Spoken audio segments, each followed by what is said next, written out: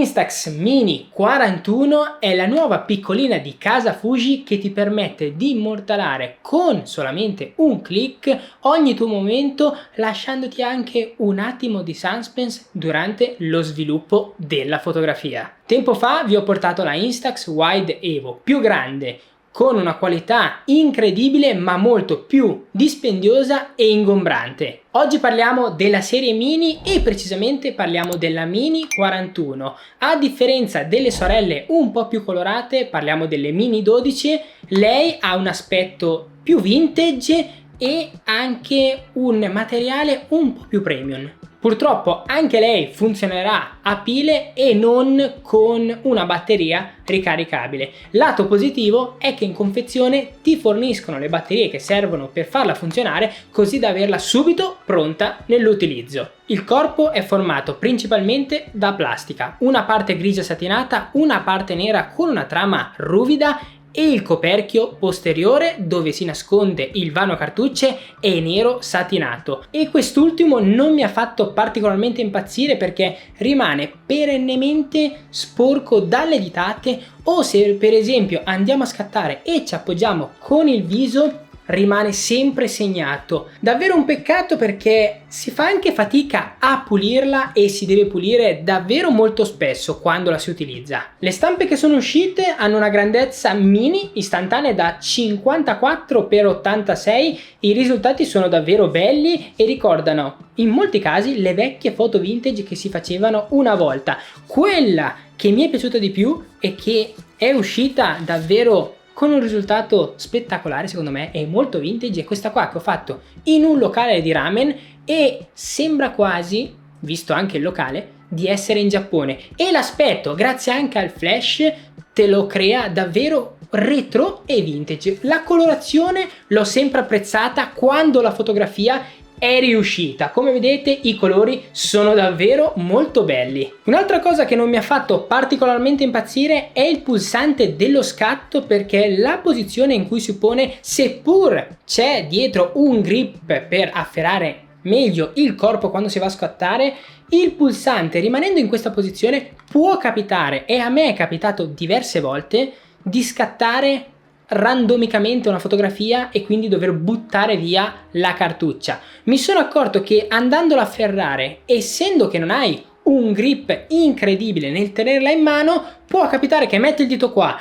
il pulsante è molto sensibile e quindi può capitare di cliccare e scattare. Naturalmente vi consiglio, prima di posizionarvi per fare la fotografia, di tenerla sempre spenta, così non rischiate di buttare via fotografie come ho fatto io. Quello che mi piace è di sicuro il flash, ha il suo pro e il suo contro. Il pro è che, avendolo sempre a disposizione nella situazione di scarsa luce, un soggetto è sempre illuminato. I lati negativi sono due, principalmente il fatto che non si può disattivare purtroppo, e essendo che non si può disattivare succede che se lo usiamo di giorno con un soggetto abbastanza vicino, seppur lui dispone di un'esposizione interna per sistemare la luce in generale, con il flash attivo il soggetto, se vicino, rischia di uscire bruciato, e anche lì mi è capitato diverse volte. Per evitarlo sono andato a scattare posizionando il dito davanti al flash. Un'altra cosa che ho apprezzato è di sicuro il contapose, che ci permette di controllare quanti scatti ci rimangono. Ogni volta che andiamo ad inserire la nuova cartuccia si azzera, diventano 10 e vanno a calare pian piano che si va a scattare. Anche il mirino mi è piaciuto molto, in più dispone di una modalità presente sulla ghiera che si va ad attivare girandola, la modalità close up. Questa modalità ci permette di avere un soggetto più vicino a fuoco, parliamo di circa una distanza di 30-50 cm, quindi lo andiamo a attivare solamente quando abbiamo un soggetto molto vicino,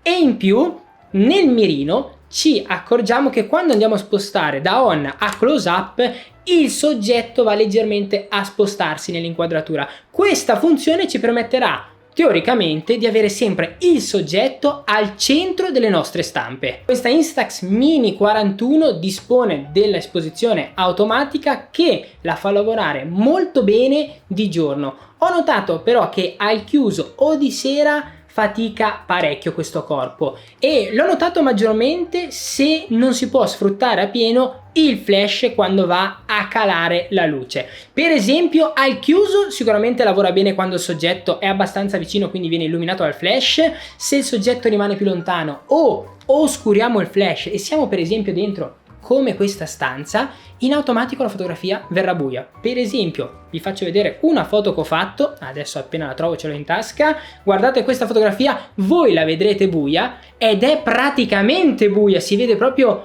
pochissimo il gatto della mia ragazza che sono andato a scattare e vi assicuro che la stanza dov'ero non era così buia.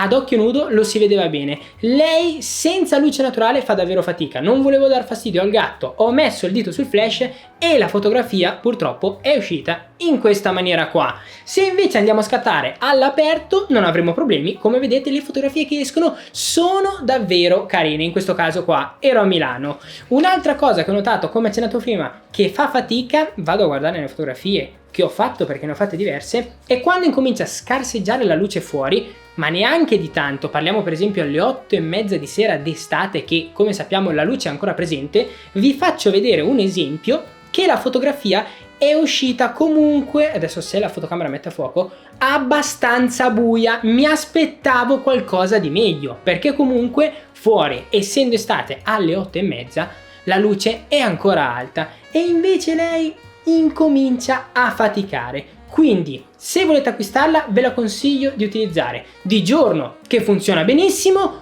o se no al chiuso con soggetti abbastanza vicini dove possono assorbire la luce del flash. Dimenticavo anche di dirvi che qua dove c'è l'obiettivo è presente un mini specchietto che ci permetterà di metterci al centro dell'inquadratura se vogliamo fare uno scatto selfie. Vi assicuro che la precisione di questo specchietto è altissima. Quando lo sono andato a utilizzare mi sono sempre trovato al centro dell'inquadratura. Questa fotocamera quanto va a costare? Generalmente costa all'incirca sui 119 euro. In descrizione vi lascio il link di Amazon se volete andarla a acquistare. Molte volte si abbassa di qualcosina, l'altra volta l'ho vista a 113 o anche sotto i 110 euro. Secondo me è un prezzo più che onesto vista la qualità delle fotografie e anche la grandezza delle fotografie. Può essere un'ottima idea da acquistare per magari creare qualche fotografia dei nostri viaggi o qualche ricordo fra amici. E tu cosa ne pensi del mondo delle istantanee? Fammi sapere sotto nei commenti e se possiedi qualche macchina istantanea come questo qua. In descrizione naturalmente è presente un articolo dedicato su di lei. Grazie Fuji che ci ha spedito questa Mini 41. Se il video ti è piaciuto e ti è stato utile ti invito ad iscriverti al canale se non lo hai ancora fatto e condividere con qualche tuo amico amante delle istantanee